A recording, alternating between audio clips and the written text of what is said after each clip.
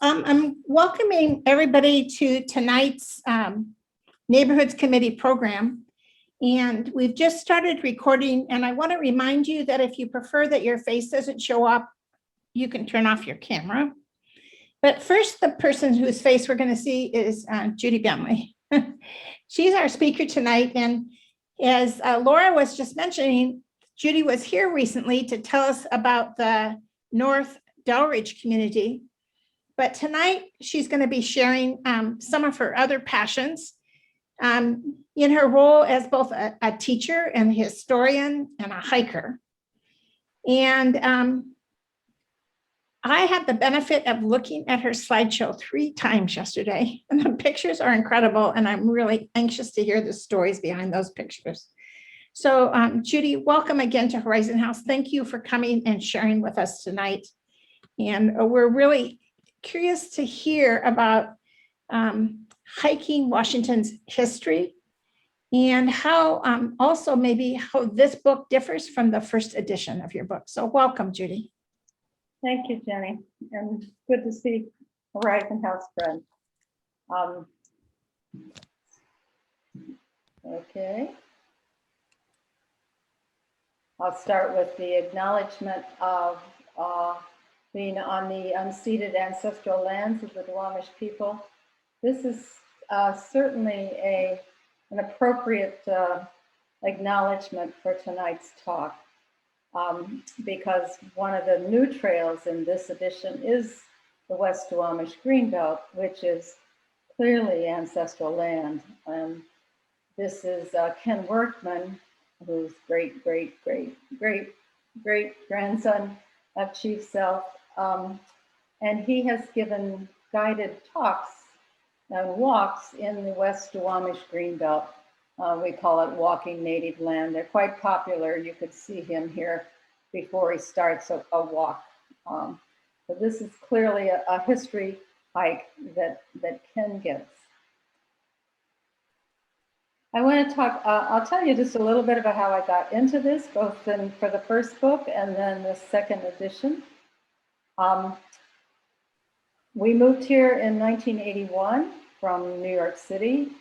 And we lived in Bellevue in the suburbs, and I could walk out my front door.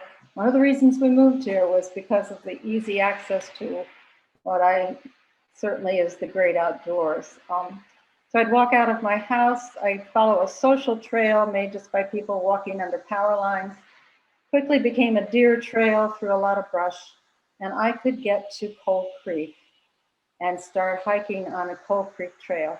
And to me, it was incredible when I went to Newcastle days and heard longtime residents talk about the mining history of this area. So here we have this pretty upscale suburb on top of mines and ravines and a very heavily industrial site. So it really intrigued me that history was so close to the surface in Washington. And mining hadn't stopped completely until the 1960s in the Newcastle area of the east side. So that got me into hiking kind of with a purpose, a real curiosity about why, who had been on this hike before, who made this trail, where were they going?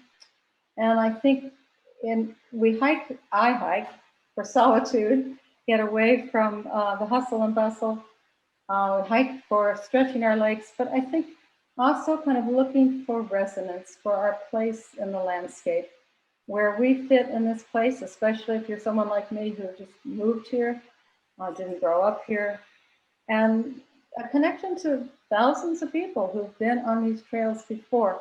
We think of it as wilderness, but it's not wilderness even. Even the Cascade Mountains are not wilderness. So I set out on foot. I love being able to do both foot research and library and archive research, talking to people, going to ranger stations, to the internet. And so I want to tell you about some of the stories that we found.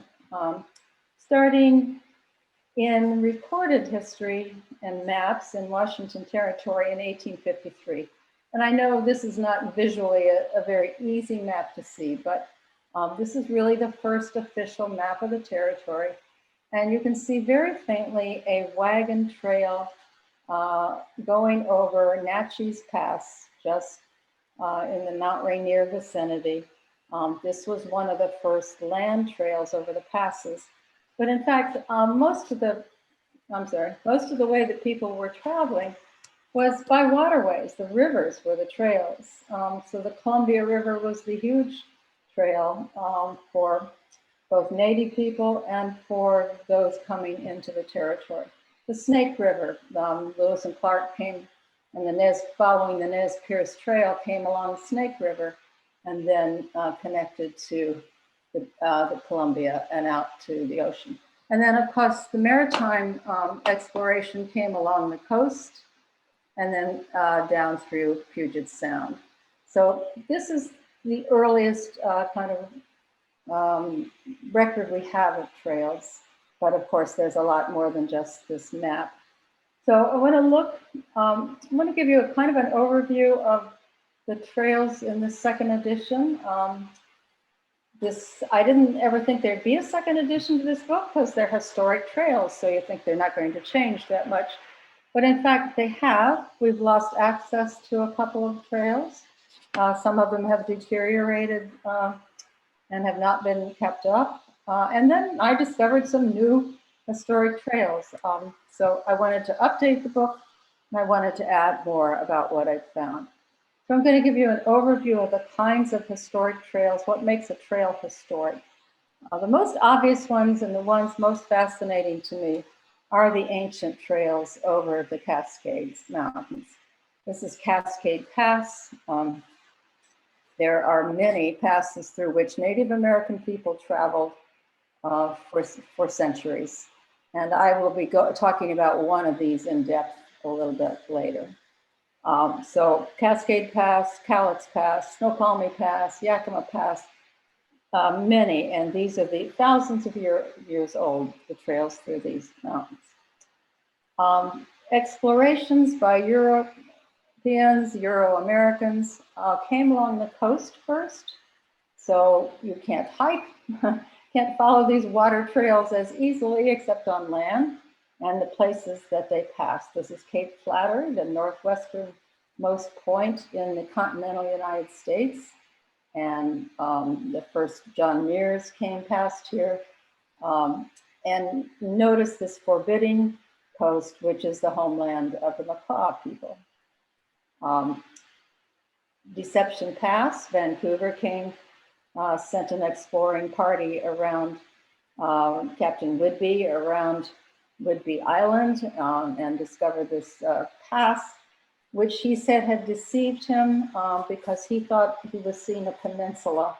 And in fact, Whidbey Island is an island. So he called the pass Deception Pass.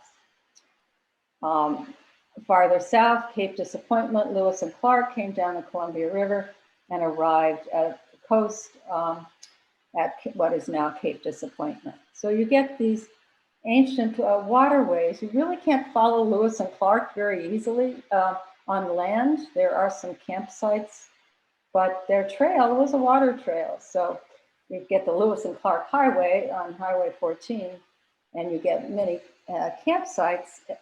But the only trail that I included in the book for Lewis and Clark was this trail along the beach at Cape Disappointment when Lewis and Clark both decided to explore the coast once they'd seen the ocean for the first time. So they came up the coast and found things like this dead sturgeon on the beach. This, of course, is not the same dead sturgeon, but a nice sculpture of it. Inland,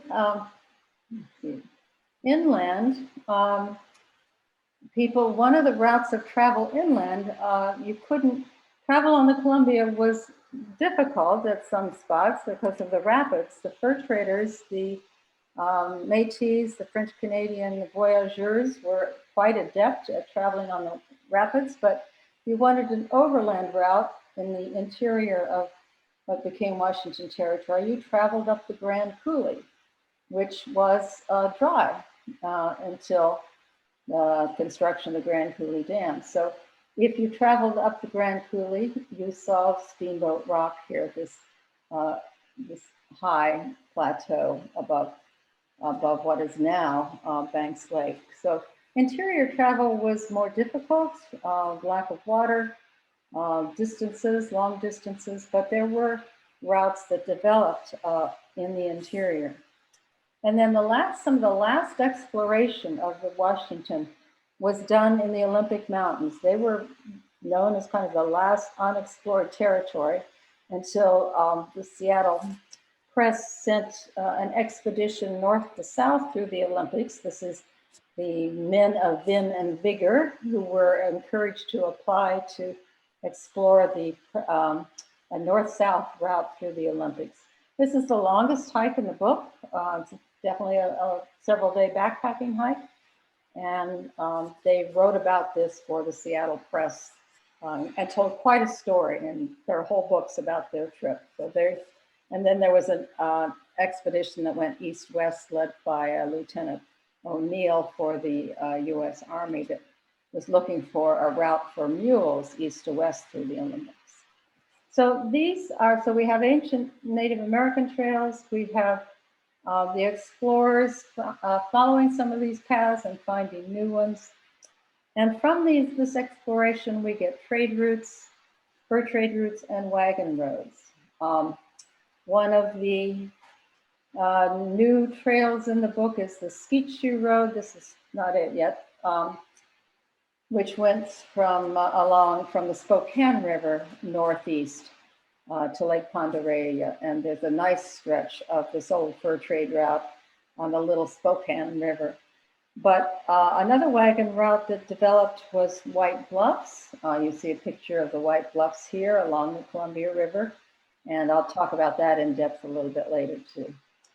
Snoqualmie Wagon Road goes over Snoqualmie Pass. Snoqualmie Pass, Yakima Pass were paired passes in the Cascades. The Snoqualmie Indians went up the South Fork of the Snoqualmie River to the pass, largely in canoes. The Yakima went through Yakima Pass coming from the east and were going overland on horseback. So you have a pair of passes up there. Yakima Pass is little known. It's in the book. It was explored for a railroad at one point, but was never developed for a railroad. But this is an old wagon wheel on the Snoqualmie Wagon Road up by Denny Creek. And these roads also developed as military roads. Some of the first settlement by Euro-Americans was around military posts in Washington. Fort Vancouver, of course, was the British fur trading post, the real metropolis of the 1840s, 1830s, and 1840s. Fort Simcoe, which is now part of the Yakima Reservation, was a military post. And the Dalles on the Oregon side was a military post. And there was a road that went from the Dalles to Fort Simcoe along what was called the Military Road. And this is Columbia Hills State Park. It's one of my favorite places to hike in the spring and the fall, not in the summer. It's much too hot and too exposed, as you can see, but a wonderful open expanse. And this Military Road portion of it has been established, identified, and mapped through the Columbia Hills. And then on those same wagon roads, you begin to get stagecoach routes. And these are children on a stagecoach, posing on the stagecoach that went over Calacum Pass. This was an old wagon road, briefly an automobile road. You can still drive it, but you risk your family car if you try to go over it in a car. But this went from Ellensburg to Wenatchee and it's a wonderful walk too, just because of the openness of the country. I guess spending so much time in Western Washington, which is a wonderful climate, but it's always kind of really broadens my horizons when I get to Eastern Washington. So we have fur trade, we've got wagon roads, we've got stagecoach routes, military roads, and then the railroads, which is what really opened up settlement of Euro-Americans in the territory.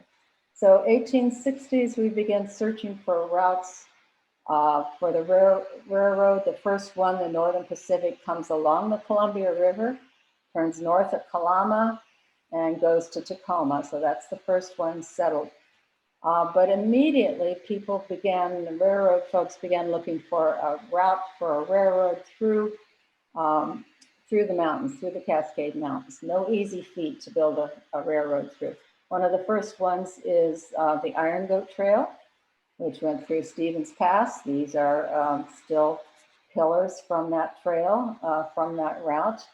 The route was abandoned after the Wellington avalanche, which killed more than 100 people, and 2 trains paused because of snow, blocked by snow right above Stevens Pass. And the Great Northern then built lower on the mountainside and left this wonderful trail, which some of you may remember Ruth Ittner as quite an active volunteer. She introduced me to this trail. I remember going on a work party with her, with a group from Plymouth Church, when this trail was not completely done, but she organized many volunteers, thousands of hours of volunteer work that went into what is a spectacular trail today, the Iron Goat Trail. And you can just drive a highway to and right west of Stevens Pass is a roadside rest called Scenic. And that was part of the Great Northern Railway route. This was a tourist destination, Scenic. And today there's a caboose from the Great Northern parked there in this little parking lot. So, and you can take a shorter trail from Scenic, short but steep, up to the Iron Goat Trail. Railroad went through the Snoqualmie Valley, following a waterway, following the Snoqualmie River, which was a well-traveled path joining the Snohomish River and then flowing into Puget Sound. This was a Seattle and Lakeshore Eastern Railway, I think, that ran through the Snoqualmie Valley and is a wonderful long walking, biking trail today. This is on a particularly dramatic winter day when my hiking group was looking for a winter hike. And then one of the favorite ones and the longest rail trail, one of the longest rail trails still in the state, was along the Milwaukee Road.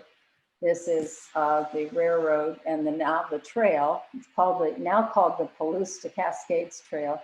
Goes all the way to the Idaho border, and this is on the way to Snoqualmie Pass. This is west of Snoqualmie Pass. The trail goes over these trestles built above creeks and ravines, and it's quite a dramatic hike too, and very easy because it's a railroad grade, so it doesn't ascend too sharply. So we get railroads, and then we begin to get trails. So these are all, so far I've been talking about well-established trails and roads. And then you begin to get trails that are to specific sites of value, places you want to get to. This is Monte Cristo, the mining ghost town now, up off the Mountain Loop Highway. It's a beautiful hike along, again, you're following a river, but you're following an old rail grade to the site of Monte Cristo where you can wander around. These are not original buildings, by the way. These are ranger built cabins, but this is the meadow with mining debris scattered around, and you can walk around here and see where this once very bustling mining community was thriving. Another mine off the Cascade Pass Trail on the way to Stehekin is the Black Warrior Mine. It's a side trail from the Cascade Pass hike, and this is kind of from the entrance, looking out from the entrance of the mine. So there were mining roads built, something called mine to market roads that counties built so that they could get the heavy stuff of ore to markets. Of course, they also built railroad lines there, and that's where some of our trails come from. The hike I told you about at the very beginning was in my neighborhood in Bellevue. It was the Cove Creek hike. This is the North Fork Falls on that trail. This was a thriving coal mining community. President came out to visit the coal mines here. And it was like the Pittsburgh of the West for a brief period of time. This is a wonderful hike because you're in the suburban, you're in Bellevue, you're in the suburban neighborhood, but you don't see houses. You don't see the Coal Creek Parkway. You're down in the ravine, and it's just like you're out in the woods with occasional waterfalls and creeks. But then very gradually, you begin to see the mining history here, a dark hole in the ground, an entrance to the Ford Slope mine. So the treatise of mining is still around. And then Roslyn was another site of coal mining, a very famous site developed by the Northern Pacific Railway. And they ran pretty much a company town, so that you shopped at the company store, and almost everyone worked at the mines. And when the first labor strikes occurred in the mines, the Knights of Labor in the late 1800s, the company brought in strike breakers. They brought in African-American strike breakers from the South, men who did not know really why they were coming. They were used to break the strike, and after the strike, many of the Black workers stayed, and so you got a thriving African-American community in Roslyn, greatly increased the African-American population of the state, eventually resulting in the first Black mayor of a town in Washington, from the Craven family, a very well-known family in Roslyn. So you can see these are called the Black pioneers of Roslyn here. And the book we try to do contemporary photos and historic photos. This particular one's not in the book. Instead, there's the school children, but I couldn't put that in the slideshow. Other developments of trails to lookouts. Early 1900s, fires began to rage in forests of Washington, and we paid attention to that because these forests were valuable. 1902 was the Yakult burn, more than 30 people killed in that fire. It was a very sudden forest fire that swept southwestern Washington. There's a hike in the book to Silver Star Mountain, where and Yakult Burn State Forest, State Park and Forest, where this fire occurred. One of the results of the fire was that wildflowers grow where they usually would not have grown because there's more open space, so it's a beautiful hike. This is the lookout. So there was an extensive, 1919, 1926, still big fires, and that resulted in extensive construction of lookouts, a whole system of lookouts. And of course, people love to hike to lookouts, but there are only about 30 of these still left, still standing in the state. This is one of them. This is Sourdough Mountain Lookout. It's being renovated here or repaired, and I'm going to talk about it in more detail too. This is a Copper Butte in northeastern Washington off of Sherman Pass. No lookout left there, just the iron bedstead that somebody found comfortable, I suppose. Hurricane Hill, one of the most popular ones, I think, sites to hike in the Olympics. During World War II, there was a whole system of aircraft warning surveillance, and they had lookouts people in lookouts 24 hours a day. Usually required having a couple in the lookout so that they would do 8-hour shifts and alternate with each other. Hurricane Hill, in the winter of 1942, 1943, this is what it looked like. Herb and Lois Chrysler spent that winter there, and this is his photograph of the Hurricane Hill lookout at that time. 2010 edition has Dodger Point Lookout, and where I had a wonderful interview with a woman who had been there during World War II and at age 80 hiked up again to that lookout.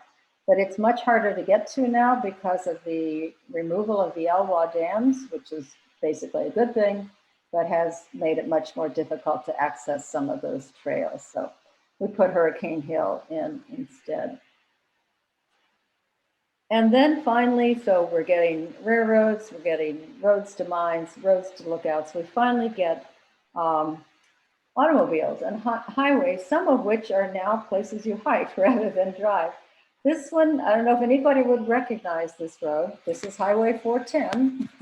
And when it was suffered flooding all the time, and still this area has a lot of flooding. This developed partially from the first a wagon train that came over Naches Pass in 1853, the Longmire Party, much written about in history and historical quarterlies. The route over Naches Pass was not turned out to be not an easy way to get to Puget Sound. So it was abandoned, but the lower route became more popular, and this stretch of Highway 410 was known as the Emigrant Road for a long time. So it now goes through part of Federation Forest State Park, the state park and forest developed by Women's Clubs of Washington.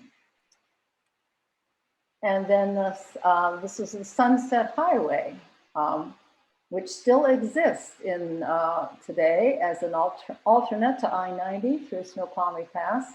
So if you go up to Denny Creek Campground, or you hike to Franklin Falls, you'll find the Snoqualmie Wagon Road. And the Wagon Road ends at this old stretch of highway, which was known as the Sunset Highway, had Serpentine Highway. It was known by many different names. It still exists as a paved road, so I tell people to walk on it lightly, but there's not a lot of traffic. And this goes up to Snoqualmie Pass, the last stretch up to Snoqualmie Pass, as an alternative to I-90. You wouldn't take it just to get to Snoqualmie Pass, but you'd take it for its scenic value. So I want to talk in depth about 4 hikes. If you're doing okay on time. One of the ones that I most enjoyed writing about in this edition is the Khalid's, Yakima Khalid's Indian Trail. The first edition includes the Klickitat Trail, which goes through Cispas Pass. This edition includes this Yakima Khalid's Trail through Khalid's Pass, which is just north of White Pass and just south of Mount Rainier. It's not a pass that, again, a railroad never went through there. People are not familiar with it, but this trail is more than 7,000 years old, has been in use by people for 7,000 years. That's remarkable to me, to come to a place where people, have that it's been used for that long. It's, let me get my,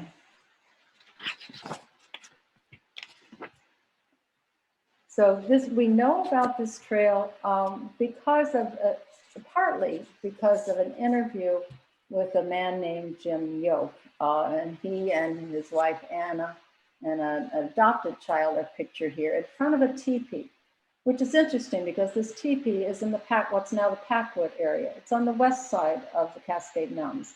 What happened over the years was that the Yakima people, or a band of the Yakima, came from the east side. A band of the Upper Cowlitz would come regularly into the highlands on the from the west side, and they met at the top.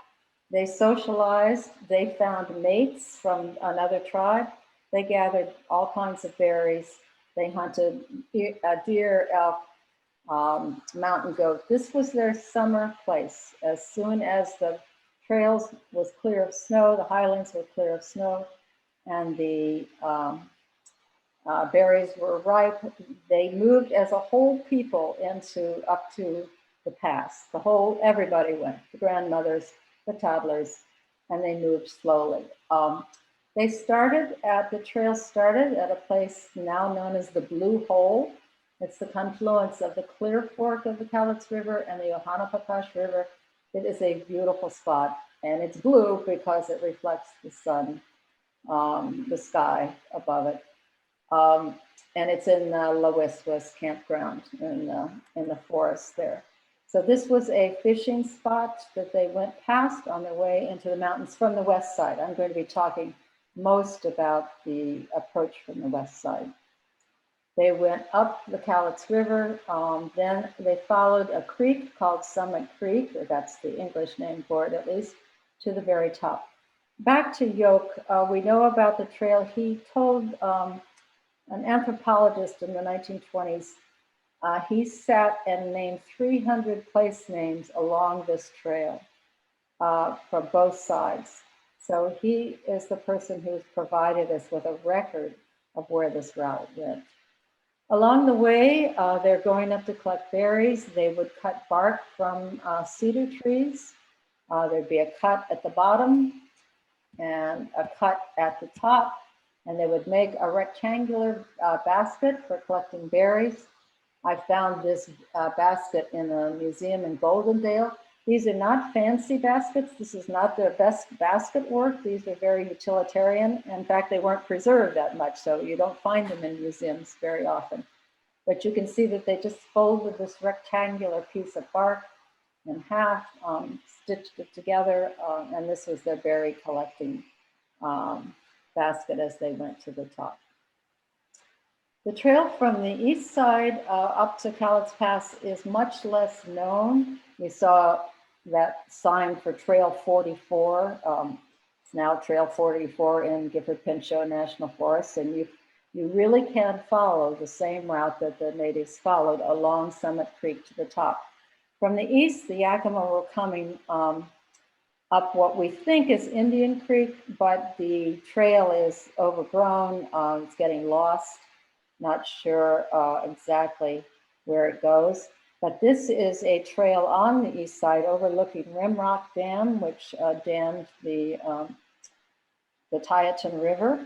And there, right below this was an ancient village, Yakima village of Miawoks, which was buried by the damming and the creation of Rimrock Dam. But this you can see is what the country's like coming from the east, with Mount Rainier there in the background visible. So the trail starts at Soda Springs Campground. This is named for these Soda Springs. This was a bathing site for the Indians. Settlers who came in fenced it off and charged an entry fee, and they began bottling the water in the 1940s under the name Tumac Mineral Springs, and I'll explain Tumac in a few minutes. But they sold the water with the slogan, "Be healthy, be happy, be wise, and let Tumac help you normalize." So that was the sales pitch. Unfortunately, the water, once collected and put into bottles, kind of turned brown. It wasn't very attractive, so it was not a commercial success. But today, right near the campground, you can go see this water. I suppose you could bathe in it if you wanted to. The trail starts there. It goes about a four and a half miles to the top, and you get up to the top. And it's not like a typical mountain pass, or what we think of as a mountain pass, where, oh, all of a sudden I'm at the top and that's going down there and that's going down on this side. It's a little hard to figure out where the pass is. It's just this big area with lots of lakes. And this is one of the lakes there. They're beautiful lakes. So you can see what people just hung out at this area. Because it was a big area. It wasn't like you were just on a ridge of land. So you could spend, a lot of people could spend a lot of time there. It's right in the shadow of Mount Rainier. People were gathering huckleberries, blackberries, salmonberries, elderberries, strawberries, salal berries, hazelnuts. And they also gambled and traded and did a lot of socializing. So I'm not sure, I think I didn't mention. So from all that socializing came a new band of people called the Taitnapam. And people like Jim Yoke have characteristics of both, the Taitnapam have characteristics of both of tribes from both sides of the Cascade Range. So Yoke is living in a teepee on the west side of the Cascades, which is more of an east side characteristic. The hats they wore, the way they did their hair was a mixture. So you get this mixture of cultures in the creation of of a group called the Titanacon, a few of whom still live in the Cowlitz River area, the Big Bottom, it's called. The trail continues to Tumac Mountain. Tumac was named for two sheep herders, the Tumacs, who would race their herds to the mountains in the summer for grazing. When you're hiking in the mountains, you often come across these beautiful open meadows. And I only found out, realized eventually, well, these are open meadows because the sheep were nibbling them to the bare earth for so many years and so many that they kind of denuded the landscape in some places. But this Tumac Mountain had the sheep herders. William O. Douglas, part of this area just east of here is the William O. Douglas Wilderness, named after him because he hiked up from Yakima regularly as a teenager for his own physical and mental fitness. And right as World War I broke out, he hiked up here and brought a newspaper and read it to the sheep herders, telling them about the outbreak of World War I. So, and that's the view also from Tumac Mountain, looking down on Twin Lakes. The PCT, Pacific Crest Trail, goes through here. And I had a moment of resonance myself when I realized that my daughter, who was 11 at the time, and I hiked through here on the PCT many years ago. But we went past two lakes and through Cascade Pass without really realizing it too much. Okay, gonna move quite dramatically to the west. I want to talk a little bit about English camp and American camp on San Juan Island. These are trails at historic sites. These two military camps, one a British camp and one American camp, resulted from a boundary dispute when the US and Great Britain were trying to decide where the boundary should go between British and American territory. They settled on the 49th parallel after a presidential election and some negotiations. And they sent out a survey crew to survey the boundary. And then they got to the water. And what do? How do you draw a straight line through the water, which have many islands? So there was a dispute as to where the line should go. Let me read this just a little bit. So when they got to the water, Vancouver Island was accepted as British, even though it protrudes below the 49th parallel. But the San Juan Islands and other islands were up for grabs. The treaty said the water boundary would be located in the middle of the channel which separates the continent from Vancouver's island. But which channel was that? Haro Strait or Rosario Strait? Both countries really wanted the San Juan Islands. The British Hudson's Bay Company had a big farm there, Bellevue Vista. Americans thought it was a pretty nice place too, so they began squatting on the land. And one settler in particular, Lyman Cutler, had a small potato patch, and a pig from the British farm, the HBC farm, wandered into his potato patch more than once, and he got a little, he finally got fed up and he shot the pig. And that began a battle because the British said that's British property that you've destroyed. And so they almost came to blows, but instead they agreed to establish an English camp on one end of the island and an American military camp on the other. And they stayed there for 12 years until Kaiser Wilhelm of Germany was brought in to settle the boundary dispute, which gave the San Juan Islands to the Americans and the Gulf Islands to the British. So this is English camp. It's located on Garrison Bay, what's called. It's on a sheltered bay on the north end of San Juan Island, and it reflects the English attitude. It's a very civilized place. It has a formal garden, which the commander built so that his wife could enjoy because she's out here on the frontier and not happy about that. Their officers' quarters were fairly comfortable. And in the evenings, you could ride, the officers and wives could ride up what's called Young Hill to a gazebo and look down over Garrison Bay from this beautiful view. And so there's a trail today up to Young Hill. And you can also wander around English Camp. The other end of the island is American Camp. And the Americans put much less into their into this camp. They knew it wasn't going to, didn't think it would be permanent. They didn't want to spend a lot of money on it. And it was a very windswept and exposed area, which is now great for its sweeping views. But it was a fairly harsh place to live. So this is the fenced camp and remnants of a building there. And then you take off across what used to be the Hudson Bay Company's big Bellevue Vista farm, but it's now this trails for wandering. So you're going through this high plateau area overlooking Strait of Juan de Fuca and looking down at something called Grandma's Cove, and we don't quite know who Grandma was, but it's a nice name, and you keep expansive views all throughout. Or when you're done, you can also climb Mount Finlayson and look down on the landscape here too. We put in the book more side trails this time, so very short ones, but here's where else you can go besides the main hike. Okay, I'm going to move back to the Cascades to lookouts because they're always the most popular, some of the most popular hikes.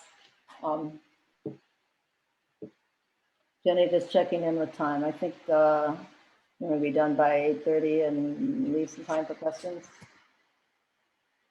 Okay, I saw a nod. Is that okay? Are we doing okay? Okay, I'll move quickly though. This is the trail to Sourdough Mountain. I've hiked all the trails in the book except for Sourdough, which is why I have a co-author, Craig Romano. And this hike is 11 miles round trip and a 5,100 foot elevation gain. I did Desolation Peak, which is like 4,000 feet for the first edition, but I switched this time to Sourdough. This is famous partly for who was there. In the 1950s, a series of poets decided that at the instigation of the poet Gary Schneider, that the North Cascades, the Skagit River Valley was the most beautiful place in the world and would be a great place to spend the summer, watch for fires, but also write poetry. So this is Philip Whalen at Sourdough in 1953, 54, 55. He spent 3 summers there. This mountain is above Ross Lake, the damming of the Skagit River to create Ross Lake. So it's a beautiful location. I'll read you just a little bit. It's in the book, but the poem that Schneider wrote says, I, the poet Gary Schneider, stayed 6 weeks and 53 on this ridge and on this rock, and saw what every lookout sees, saw these mountains shift about and end up on the ocean floor, saw the wind and waters break, the branched deer, the eagle's eye, and when, pray tell, shall lookouts die. Jack Kerouac was on Desolation Peak, but, and there's a book called Poets on the Peaks, which will tell you in detail about their experiences there. Sourdough still has a lookout tower, and it's still used, so you can't stay there overnight yourself because they will have someone look out. By the 1960s, Washington had more than 600 of these cabins, but only a few are in active use today. And lastly, I want to look east side just a little bit to White Bluffs. This is a new hike in the book. U.S. military developed a road trying to get from Portland and the Dalles to military posts in Colville area, and then on into when mining was flourishing in the Caribou region of British Columbia and in Montana. A lot of need for freight to get to the mining areas. So this ferry crossed the Columbia River to those White Bluffs, those dramatic White Bluffs, and there is a trail now along the top of the White Bluffs that more or less follows the old wagon route through there. At its peak, this operation, the ferry landing on the east side of the river, had 50 mule teams operating there, each of them carrying close to 5,000 pounds of freight. They were going over the Saddle Mountains to the north. One time they carried a whole steamboat cut in half over the mountains to get to be used farther north. Cattle crossed here too, were swum across the river on the way to mining camp. Road lasted, this is Balsam Root and Bloom. Road lasted for only about 5 years. Then in the 1860s, it was eclipsed by the Mullen Road, which went from Walla Walla to Spokane and also into Montana. The town of White Bluffs was across on the west side of the river, and it was a fairly flourishing agricultural community. People had staked land claims there. 1943, the government comes in, confiscates the land, tells people in White Bluffs they have to move, some top secret military reason that they have to move. And today you can look across the river from White Bluffs and see some of the ghost buildings of White Bluffs itself, and an abandoned nuclear reactor too. Just more views of the trail. But this one is one that Craig has mentioned, that you can see the sand dunes here encroaching on the road, on a highway there at White Bluffs. And I think this is kind of a lesson for us that even though some trails are thousands of years old and remain, the landscape has not changed. In other places, the landscape is changing, and definitely our use of land changed. So we preserve what we can by hiking it, by loving it, and particularly by knowing it, knowing the history of the trail, who was here before, what makes it something to preserve. So that's what I take from it. This is my co-author, Craig Romano, a famous guidebook writer. I knew when I updated this book that I couldn't do 45, 50 more hikes again, but that I needed up-to-date information. Craig has hiked them all, and he has written more trail narrative in this book than what was there before, really kind of guide point by point. And he took about more than half of the beautiful photographs that are included in the book and here. And if you want to buy it, 3 places, University of Washington Press, just go to their website, and there's a 30% discount code. WST30 will get you a 30% discount. You could also buy it at most bookstores. It's coming in, I think, just this week, and you could buy it online. And I'd be happy to talk about your favorite trail or any other. Thank you very much, Judy. Those were really interesting places that you shared with us. Do you want to stop the share screen so we can go to a gallery view? Sure, if I can see it. Okay, there we go. Yeah. Okay, did that stop it? There it is. There it is. There's everybody. Wow. Hi. A lot more people than we knew. Zoom touch. You don't see your audience hardly at all. I could see a couple of you, and that was it. So, well, I think it's interesting. Were you more excited about the new trails or revisiting some of the old trails as you worked on this book? I was more excited about the new trails. Yeah. Yeah. Once I hadn't done much hiking at Deception Pass. Fascinating history there, Civilian Conservation Corps.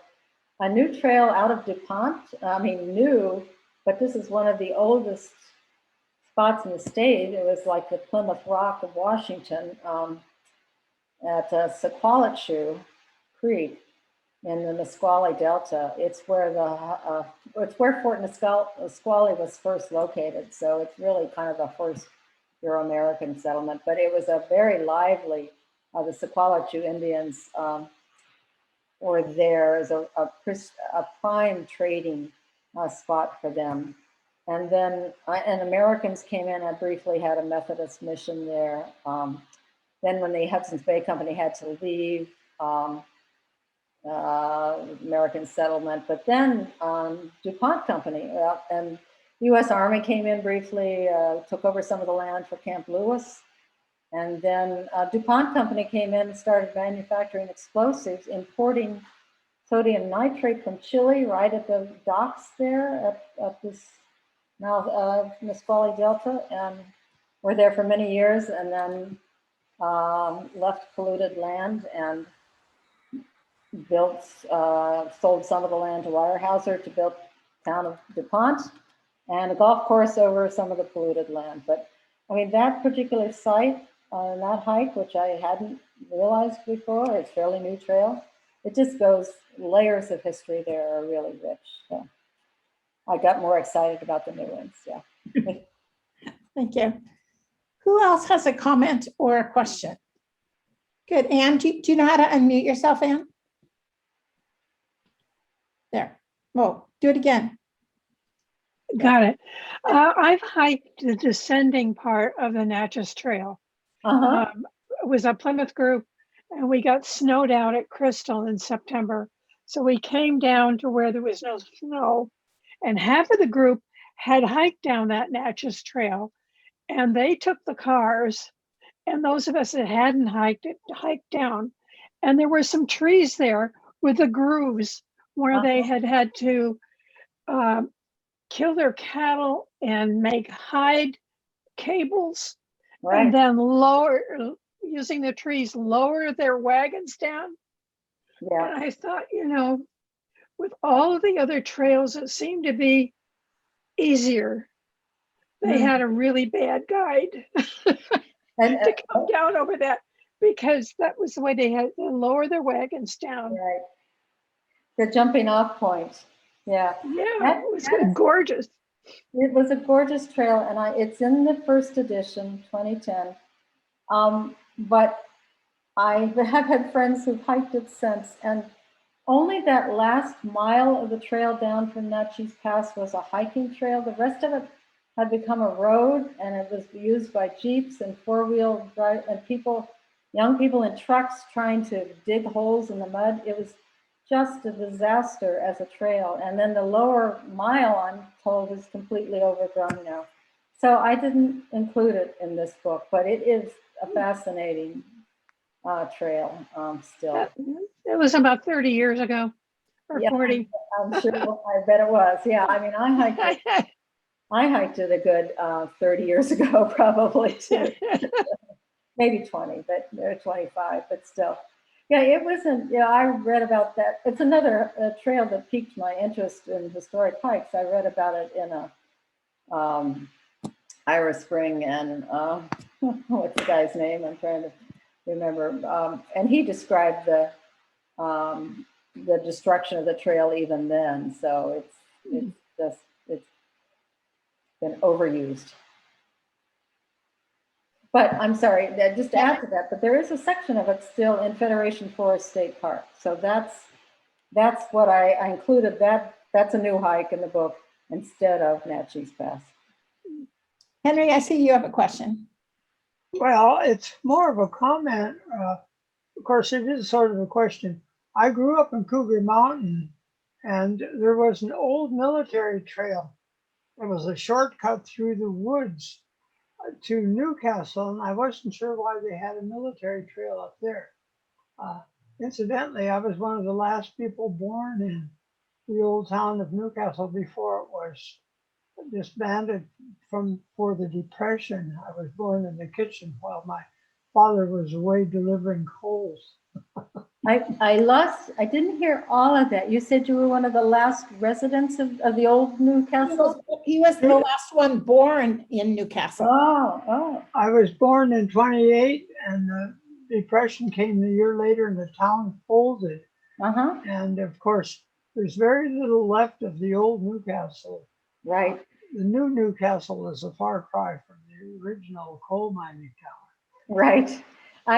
I have been taken around that old Newcastle site. I mean, there's not a trail in that particular part, but just a few structures are still there. And you said your father was away delivering coal at the time? Yes, so the neighbor delivered me in the kitchen. But also growing up on Cougar Mountain, we had it all to ourselves, and in those days, and it was a wonderful place. And of Not course, bad. any of you been to the Cougar Mountain Trails now? It's a beautiful place. Yeah, yeah, it is. And I think there is a trail there called the Military Road. Well, there are probably more than one. Yeah, the Military Road used to go from Cougar Mountain through the woods directly into Newcastle. The current highway, which is the graded gravel road, takes the long way around. Okay. Yeah, there's some far-sighted people who preserved that Cougar Mountain area. It was King County Council, actually, at the urging of Harvey Manning and Ira Spring. I was thinking about which of these trails are accessible for some of us older people right now. And certainly that Duwamish Trail is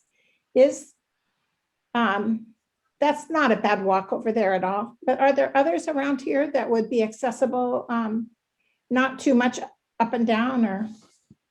It depends on, I mean, to be close here, the book covers, we consciously, and I wanted to cover the whole state. So the Puget Sound chapter definitely, has the Coal Creek and the West Duwamish Greenbelt. Another one, and the Sepulchre Creek Trail is really quite doable. You have to drive to DuPont, but it's only like 3 miles round trip, as I recall, and it's gradual because it's a rail grade and it's wide and it's used a lot. So it's, but it gets you out to a beautiful spot. So that's one that I would do. Ebey's Landing on Prairie on Whidbey Island. It's you do have a well, you can drive to Sunset Cemetery there and walk along the top of the bluff without having to climb the bluff. So that's a good one too.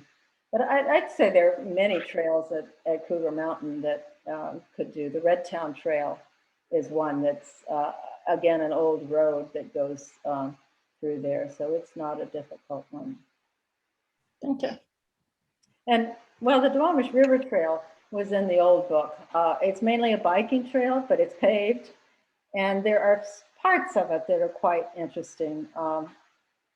I mean, that are part of it is heavily industrial, along West Marginal Way there. But there's that section of the park across from the Duwamish Longhouse, Hiatus. You can walk around trails there. Or you can go farther south to Tukwila Community Center and get on that trail. And it's a lovely walk. I mean, it's a biking trail too. You get some bikers, but it's multi-use. People are pretty civilized about sharing the trail there.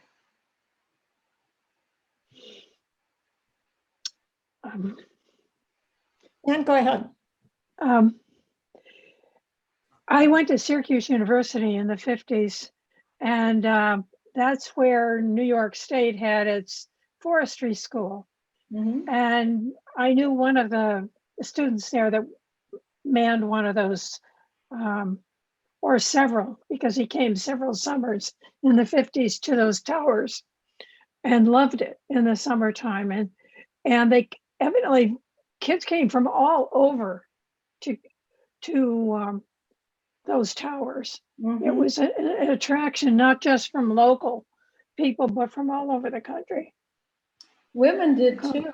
There was a math teacher, Jenny, you'll appreciate this, from Bellevue, who served on Tatoosh and the lookout during World War II on Tatoosh Mountain right outside of Packwood. And she wrote a book in the late 1940s called Tatoosh. And I really enjoyed reading her experience. I could find her name but it's in the bibliography for the book. Let me just find it. Just because I want to honor that name. It gives me a good reason to buy the book if you mention these things. Yeah, that's funny. I can't find it.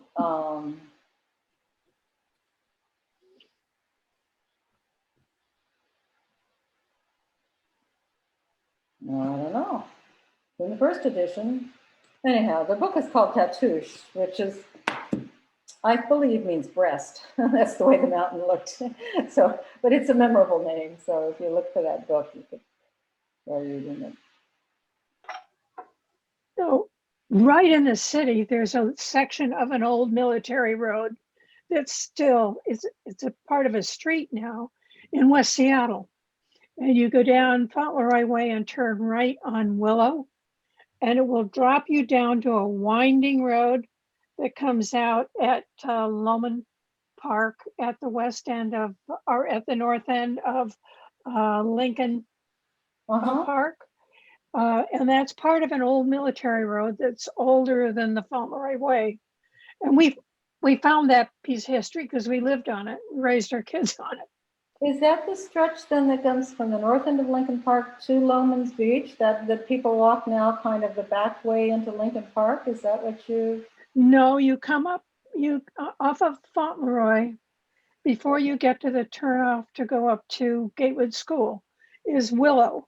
And you turn right on Willow and you drop down about 1 block and then it begins to go. A few years ago, there was a horrendous fire that took 3 houses down in there. That was the street. I hadn't heard that. Yeah. Our water supply came from Fauntleroy on skinny lead pipes that had hardly any water pressure. And then we eventually changed our water feed, came in from another way. But there was a pond up above Gatewood School. There's a spring up there, just the other side of, and it comes down through, there was a pond at Gatewood School, and then it came down a creek, and we looked down into the foot of the gully there, and a retired guy came to remodel of our bathroom, and he looked down there, and he said, "What are you looking at?" He said, "When I was a little kid, you could walk across the salmon because that was an active stream before they put in the pipe for the sewer." There's a military road, of course, that goes all the way south too. It may be part of that same. Well, I'm sure it probably part of it was what's Fauntleroy farther up. But then instead of going down toward the ferry dock, it dropped down and came out at Loman Park. I think the corridors of transportation are really interesting. I mean, the Duwamish is certainly one. You had the river, you got the waterway, you had a military road, you've got I-5 going through there, you've got the interurban going through there. And it's just like it's all crowded into this valley, all these transportation routes. I mean, anybody who was building a railroad or a road would have followed the natural path of the land, which is where the ancient trails are too. So it's interesting the way the landscape certainly determines where we go. Yeah. Well, Judy, thank you for spending a little more than another hour with us. You're welcome. Thank you for inviting me. It was really cool to learn about the different kinds of trails and the scenes along the ways. And if anybody wants to keep looking at the pictures, I can send them their way. Thank you so much. Okay. Thank you. Thank you. Bye-bye. Thank you.